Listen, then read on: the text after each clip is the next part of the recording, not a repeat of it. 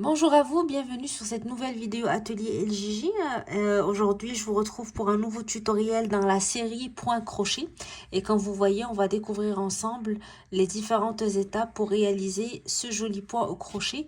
Un point très simple, il ne demande pas beaucoup de technique et qui peut s'adapter parfaitement à plusieurs projets, notamment des projets d'été comme des sacs, des hauts d'été. L'important, c'est de choisir le meilleur matériel possible pour pouvoir obtenir le meilleur rendu possible selon le projet que vous allez faire. Alors pour réaliser mon tutoriel, je vais faire avec vous un petit échantillon que je vais faire avec une laine de grosseur 4, donc grosseur moyenne, avec un crochet 5,5 mm. Mais comme j'ai dit, vous allez choisir la laine et le crochet qui correspondent le mieux au rendu que vous voulez faire ou au projet que vous voulez réaliser. Alors, on va commencer tout de suite. Avant cela, n'oubliez pas de vous abonner à la chaîne si vous n'êtes pas encore abonné. Comme ça, vous allez toujours recevoir les nouveautés Atelier LJJ. Et vous pouvez toujours partager avec nous les photos de vos réalisations sur notre groupe Facebook Atelier LJJ ou notre page Instagram. Alors, on va commencer tout de suite. Alors, nous allons commencer tout d'abord par faire notre boucle de départ. Puis, on va commencer par notre chaînette de départ. Et le nombre de mailles de notre chaînette doivent être une multiplication de 3 plus 2. C'est-à-dire qu'on va travailler 3 mailles à la fois. Et lorsqu'on atteint les mesures nécessaires ou voulues selon notre projet, on va ajouter 2 mailles à la fin. Donc 1, 2, 3. 1, 2, 3. 1, 2, 3. 1, 2, 3.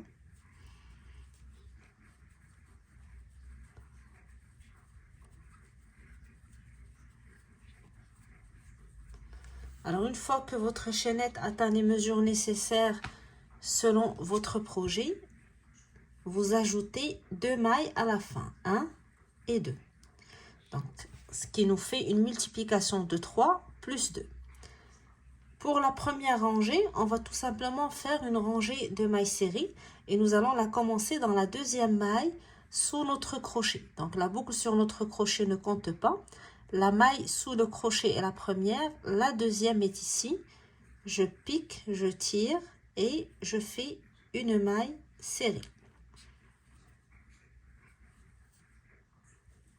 Jeter, je passe à travers deux boucles.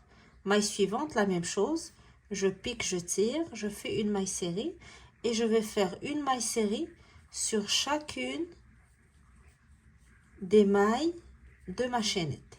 Donc, je vais continuer ainsi jusqu'à la toute dernière maille de ma chaînette en allant une maille serrée sur chaque maille. Alors, arrivé à la dernière maille serrée de ma rangée, je vais maintenant commencer la rangée suivante avec 3 mailles en l'air. Et les 3 mailles en l'air vont correspondre à la première bride pour cette rangée. Donc, je vais aller à la bride suivante. Je ne travaille pas sur la même maille. Il y a déjà les 3 mailles en l'air qui correspondent à la bride. Dans la maille suivante, je fais une bride. Donc, je fais jeter, je pique, je tire, jeter, je passe à travers deux boucles, jeter, je passe à travers deux boucles. Je fais une maille en l'air, je vais sauter une maille et aller à la maille d'après. Dans la maille suivante, je vais travailler deux brides ensemble. Donc, je vais faire un jeté. Donc, comme j'ai dit, je saute une maille. Dans la maille suivante, je pique, je tire. Je fais un jeté, je passe à travers deux boucles et je garde la bride incomplète sur mon crochet.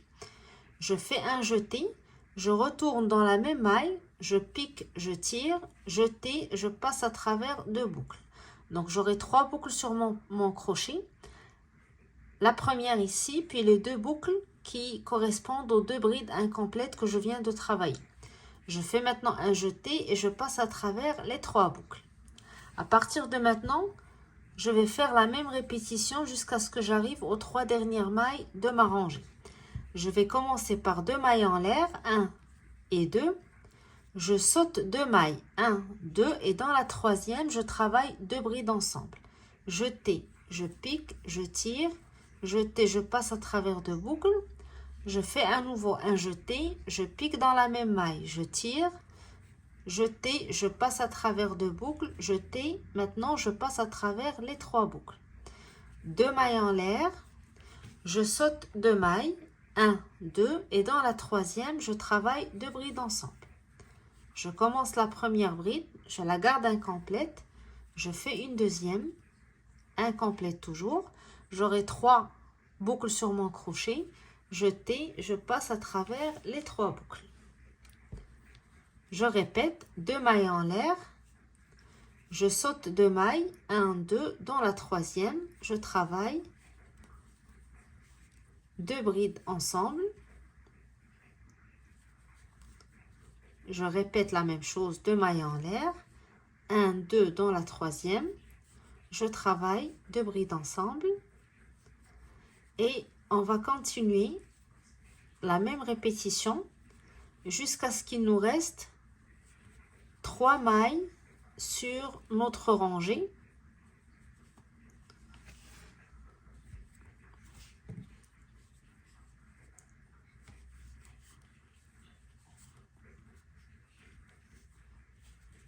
Je travaille les dernières 2 brides ensemble ici. Il va me rester 3 mailles pour terminer ma rangée. Alors maintenant, je fais une maille en l'air. Donc, je ne fais pas 2, je fais une seule maille en l'air. Je vais faire la même chose que ce que j'ai fait au début de la rangée. J'avais commencé avec 2 brides, 3 mailles en l'air plus la bride, une maille en l'air avant de commencer à travailler les 2 brides ensemble. Alors ici, arrivé à la dernière maille où j'ai travaillé les 2 brides ensemble, je fais une seule maille en l'air, je saute une maille, puis je vais travailler une bride dans la maille suivante et une bride dans celle d'après, la dernière maille. Comme ça, ma rangée va se terminer de la même manière que le début.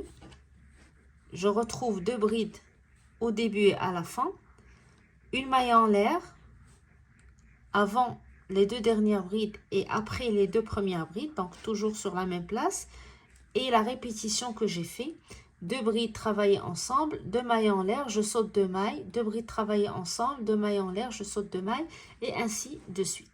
Donc là, on a terminé la deuxième rangée.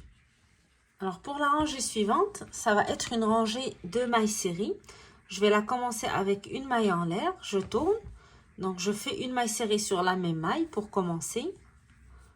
Une maille serrée sur la bride suivante. J'arrive au premier espace que j'avais fait avec une maille en l'air. Donc, dans la maille en l'air, je fais une maille serrée. Sur les 2 brides travaillées ensemble, je fais une seule maille serrée. Alors, c'est 2 brides, mais sans travailler ensemble. Donc, ça compte pour une seule maille. Donc, ça correspond à une seule maille serrée. Je pique en haut et je fais une maille serrée. À partir de maintenant, je travaille dans l'espace 2 mailles serrées, puisque l'espace est composé de 2 mailles en l'air, et une maille serrée sur les 2 brides travaillées ensemble. Donc, dans l'espace 2 mailles serrées, sur les 2 brides ensemble, une seule maille serrée. Dans l'espace 2 mailles serrées, 1, 2, et une seule maille sur les 2 brides ensemble. Et je vais tout simplement répéter la même chose jusqu'à ce que j'arrive à la fin de ma rangée.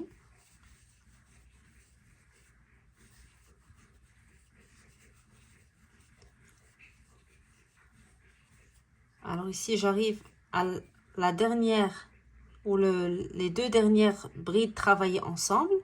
Je fais une maille serrée. Tout de suite après sur l'espace, j'ai une seule maille en l'air pour faire l'espace. Donc, je fais une maille serrée. Exactement comme ce que j'ai fait au début. Sur la bride, une maille serrée. Et la dernière maille serrée, on va la travailler sur la 3e maille des 3 mailles en l'air du début de la rangée, puisque ces 3 mailles en l'air sont comptées pour une bride. Donc, il faut travailler une maille serrée en haut de ces 3 mailles. Alors, à partir de maintenant, le point est très facile. C'est une répétition des 2 rangées qu'on vient d'expliquer. Une rangée où on va travailler les espaces avec les 2 brides travaillées ensemble et une rangée avec les mailles serrées. Je vais répéter avec vous les 2 rangées rapidement pour être sûr que j'ai bien expliqué l'enchaînement. Donc, la rangée des brides travaillées ensemble commence par 3 mailles en l'air qui comptent pour une bride. On tourne dans la maille suivante. Je fais une bride suivie d'une maille en l'air. Je saute une maille. Dans la maille suivante, je travaille 2 brides ensemble. Donc, au début, on saute une seule maille et on fait une seule maille en l'air. 2 brides ensemble. Et à partir de maintenant, 2 mailles en l'air, je saute 2 mailles. Et dans la troisième, je travaille 2 brides ensemble. 2 mailles en l'air, je saute 2 mailles, puis dans la troisième, je travaille 2 brides ensemble.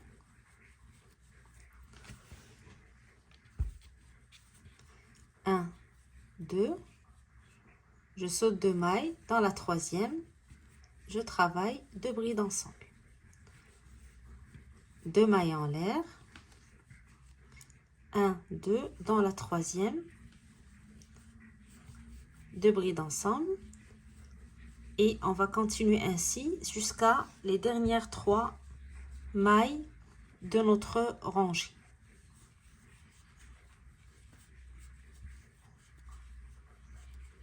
Alors ici, j'ai travaillé 2 brides ensemble, et il me reste 3 mailles, 1, 2, 3. Donc, au lieu de faire 2 mailles en l'air, je vais faire une seule maille en l'air. Je saute une maille, je fais une bride sur la maille suivante, puis une bride sur la dernière maille.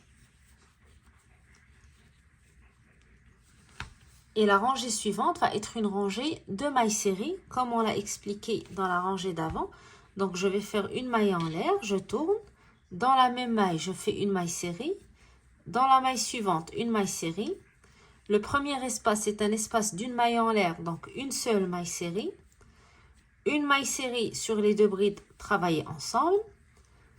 Et à partir de maintenant, 2 mailles serrées dans l'espace, une maille sur les 2 brides ensemble. Alors 1, 2 dans l'espace et une seule maille serrée sur les 2 brides ensemble. 2 mailles serrées dans l'espace, une maille serrée sur les 2 brides travaillées ensemble. 1, 2 et une sur les 2 brides.